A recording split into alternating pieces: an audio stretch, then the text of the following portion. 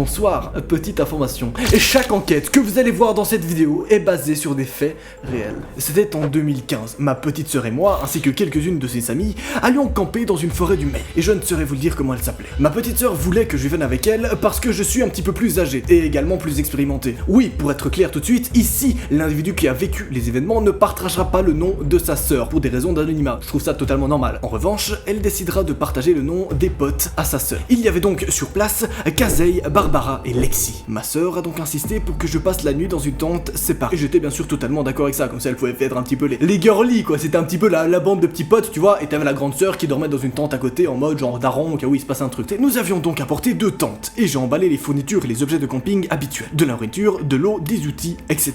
Dans mon cas, j'ai également pris un fusil. Je prends toujours une arme avec moi lorsque je campe. Oui, je suis quelqu'un de plutôt paranoïaque, et je veux toujours me sentir protégé au milieu des bois la nuit. Ce qui est encore une fois plutôt compréhensible, surtout qu'on est aux USA, et donc voilà, il y a une certaine violence qui peut s'instaurer quand même parfois, Et c'est d'ailleurs ça qui va être très stylé dans cette affaire. Oui, je sais, tu es impatient, je le sais. Toi et moi, on le voit. Bref, je résume un petit peu. En gros, la journée se passe plutôt normalement et ils installent, évidemment, en fin de soirée, les 2 tentes côte à côte. C'est-à-dire qu'on a environ la tente de la grande sœur et de mettre à côté la tente de la sœur et de ses petits potes. Jusqu'ici, tout va très bien. La soirée se passe normalement, ils font un petit feu et ensuite vient le soir. Le soleil commence un peu à se coucher. Et c'est là que ça devient intéressant. Ouais, j'aime bien te regarder avec ce sourire comme ça, un peu charmeur, tu vois. Durant toute la soirée, j'entendais ma sœur et ses copines parler dans la tente d'à côté. Elles pensaient que je les entendais pas, mais bien sûr, il y avait aucune isolation, donc je pouvais entendre chaque conversation qu'ils disaient. C'était d'ailleurs très rigolo. Puis vient un moment où la conversation bifurque sur le sujet de Snapchat. Snapchat qui était déjà à ce moment-là une application que plein de personnes utilisaient. J'ai alors entendu Kazei mentionner qu'elle n'avait pas Lexi sur Snapchat et lui a demandé son nom d'utilisateur. Jusqu'ici, encore une fois, tout va très bien. Les 2 potes vont alors s'échanger leur nom d'utilisateur, puis Lexi va remarquer quelque chose de plutôt spécial. Il déclara d'une voix plutôt confuse qu'une personne aléatoire l'avait ajouté à Snapchat. À ce moment-là, j'ai relevé un petit peu la tête de mon livre parce que ce qui se disait dans la tente d'à côté était plutôt intéressant, Tu t'en doutes, évidemment la grande sœur en mode qui a ajouté le pote de ma sœur. C'est bizarre, quelqu'un ajoute des gens comme ça random sur Snapchat? Qui est cette personne? Et qu'est-ce qui va se passer, bordel de merde? Les autres filles ont demandé à Lexi d'ajouter la personne pour voir qui c'était, bien sûr. Et quelques secondes plus tard, elles expliquaient à quel point le score Snapchat de la personne était ultra bas. Genre vraiment t'as l'impression que le mec venait de créer un compte, ou en tout cas c'était très étrange. Et qu'est-ce qui va se passer avec ce putain de profil? Eh bien je crois que tu vas le découvrir dans ce nouvel épisode de Thread. Paranormal.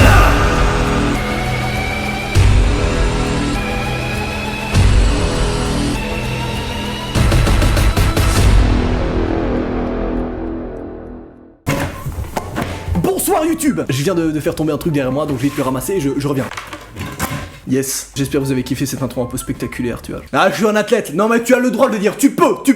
Je règle dans l'angle, je règle l'angle de la caméra et on commence. Oui, je sais, ça vous avait totalement manqué ce genre de vidéo où on traite plusieurs enquêtes directement en une seule putain de vidéo. Tu kiffes, je sais. Tu as ta petite pizza, c'est bon, t'es posé, tamisé, tu es à l'aise, braise. Je fais des jeux de mots pas ouf, des jeux de mots. C'est catastrophique le début de cette vidéo. Bref, oui, parce que vous avez été environ 42 947 727 à me demander de refaire une vidéo sur des enquêtes Snapchat. Bah du coup c'est le cas en fait, bienvenue tu vois. Ouais, je fais une intro un peu inversée, Maître Yoda bonjour. Comparaison assez approximative, on va pas se mentir. Tu as mon Instagram ici, on parlera également d'affaires Snapchat en story Instagram, donc fais-toi plaisir. Je disais donc, nous avons affaire à 4 personnes présentes à un camping. Un grand frère et la petite sœur, ainsi que 2 de ses potes. Ces 4 individus-là sont répartis dans 2 tentes distinctes. Oui, c'est important que vous situez l'action parce que ça aura son importance du coup. Ma phrase tourne au rond, Putain, je bade dans le début de cette vidéo, Bref, après s'être rendu compte que le score Snapchat de l'individu qui avait ajouté Lexi était très bas, les 2 filles ont décidé de prendre contact avec cet individu parce que c'est plutôt drôle et parce qu'elles voulaient savoir un petit peu qui est-ce que c'était derrière, genre est-ce que c'était un pote de la classe. Seulement, avant même que les 3 potes aient le temps d'envoyer un snap à cet individu-là, l'individu transmettra une réponse. Il dira « Salut, envoie-moi une photo » en message. Puis, les 3 potes se sont tapés une barre. C'est concevable, parce que c'est pas tous les jours que tu reçois un mec random qui arrive sur Snapchat en mode « Hey, tu m'envoies une photo ?» C'est un peu spécial. Mais bon, vu qu'ils sont 3 potes, ils se sentent énormément en sécurité et donc, ils vont envoyer une photo. En ce moment, ils murmuraient et rigolaient. Alors je ne pouvais pas vraiment entendre ce qu'ils disaient. Mais après qu'ils aient tous éclaté de rire, je pouvais que deviner qu'ils avaient envoyé une photo un peu amusante. D'un selfie à 3 en mode genre « Hey, salut, on est 3 et tout !» Un truc très bon joueur et Très simple. Seulement là, il y a eu un silence. Puis un cri à l'intérieur de la tente. Oui, la personne âgée présente dans la tente d'à côté à ce moment-là ne savait pas ce qui se passait dans la tente de sa petite sœur. Et tu t'en doutes, lorsqu'on entend un putain de cri à 2 mètres de chez toi, ça fait un petit peu flipper quand même. Rappelez-vous que sur Snapchat, on peut activer la localisation et donc on peut savoir où se situent les personnes qui ont été ajoutées en amis. Bref, la personne qui témoigne va leur ajouter ceci. J'ai attrapé mon arme et couru à l'extérieur de leur tente. Ma sœur a crié que quelqu'un était à l'extérieur de la tente. J'ai tiré 3 fois en l'air en guise d'avertissement, tout en hurlant dans les bois. J'ai alors rampé dans leur tente et j'ai vu les 3 potes totalement effrayés dans le coin. Qu'est-ce qui s'est passé? Tu kiffes ce moment? C'est pour ça que t'es abonné à ma chaîne. Ouais, je le sais. D'ailleurs, si c'est pas le cas, abonne-toi, bien sûr. Évidemment, j'ai demandé ce qu'il se passait, en faisant semblant de ne pas connaître la moitié, bien sûr.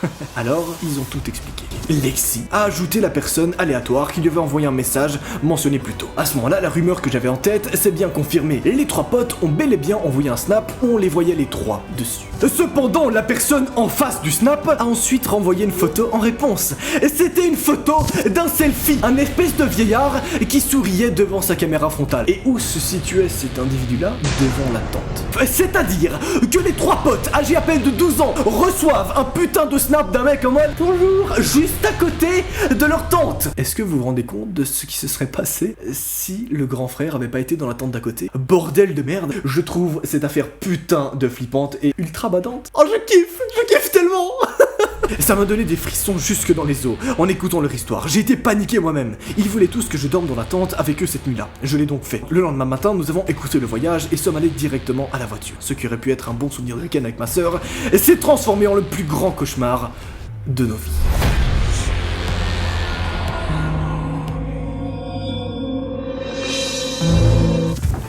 Petit instant de cryptage avant qu'on passe à la deuxième affaire Snapchat.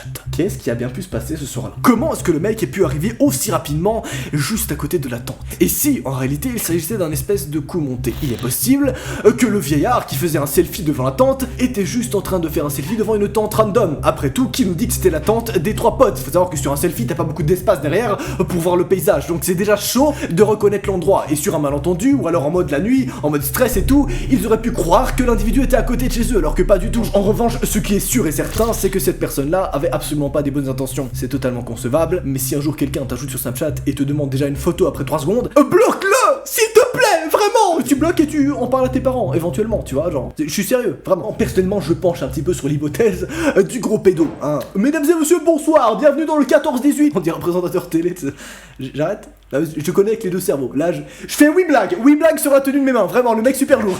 Enquête numéro 2.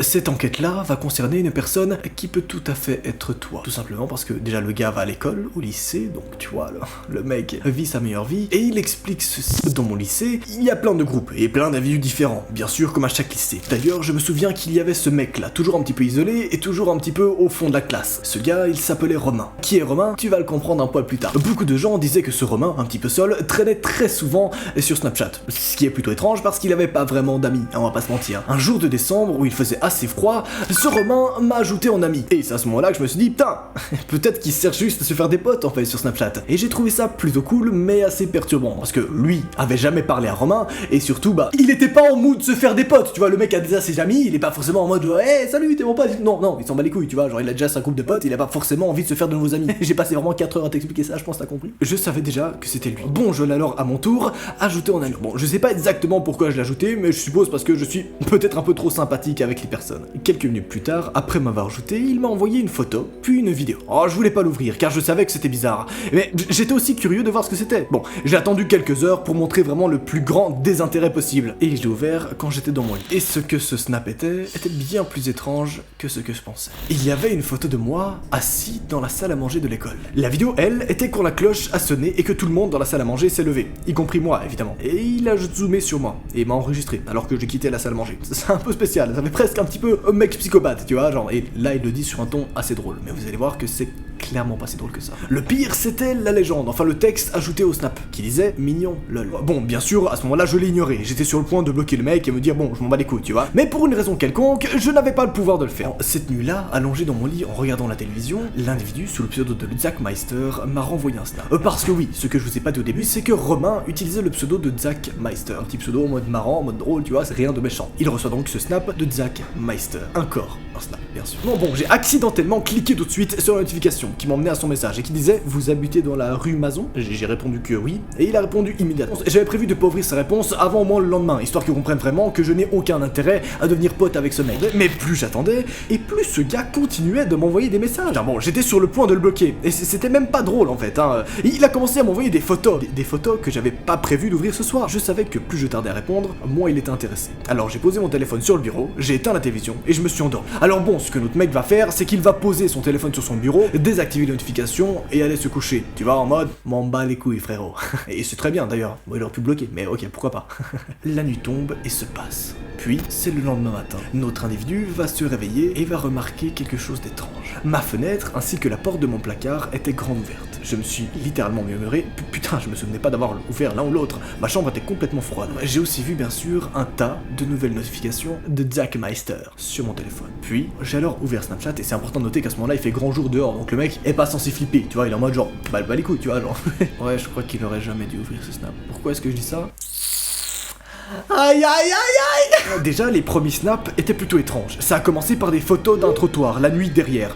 Puis, une photo de ma maison. Bordel, comment est-ce qu'il a trouvé ma maison? What the fuck? Et puis, une photo de la fenêtre de ma chambre. Puis, une photo de moi, prise à travers la fenêtre. Et une photo de Zach debout à l'intérieur de ma chambre. Puis, une photo de moi dans mon lit, prise de mon placard. C'était la dernière photo. Un putain de snap de moi en train de dormir. Est-ce que vous vous rendez compte, bordel de merde? Qu'est-ce qui se serait passé si le mec se serait réveillé à ce moment-là? Puis, j'ai aussi ouvert ses messages. Il y en avait tellement. Et beaucoup commençaient par réponse. Pourquoi prenez-vous si longtemps à répondre? Plus tard, il précise qu'il allait lui rendre visite. Encore une fois, c'est plutôt flippant. Et c'est d'ailleurs ce qu'il a fait, visiblement. Il ajoutera finalement « J'adore regarder les gens dormir.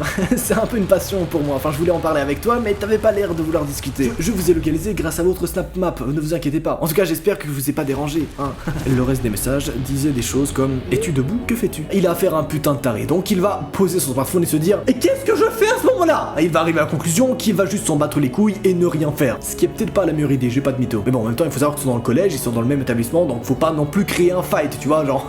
Même si c'est un peu creepy, hein. Après m'être posé maintes questions, j'ai décidé d'en parler à mes parents. Mon père alors tout de suite voulu contacter la police, et c'est ce qu'on a fait. Et ce qui était censé être une simple bague est devenu une putain d'enquête. La police a dû mener une enquête qui impliquait également l'école. Apparemment, Zach, ou Zach Meister, vit ou a vécu avec son père célibataire alcoolique, ce qui explique pas mal de choses. Les captures d'écran de Zach, qui admet qu'il m'avait trouvé via des cartes instantanées qui servaient de preuve, étaient assez pour que Zach soit inculpé pour effraction. Plus tard, personne n'a jamais revu l'individu sous le pseudo de Zach Meister à l'école. Où est-ce qu'il est passé? Qu'est-ce qu'il fait aujourd'hui? T'imagines, il est encore en vie et son truc c'est encore de regarder les gens qui dorment. Je te pose ça comme ça, c'est pas cool du tout. Ah.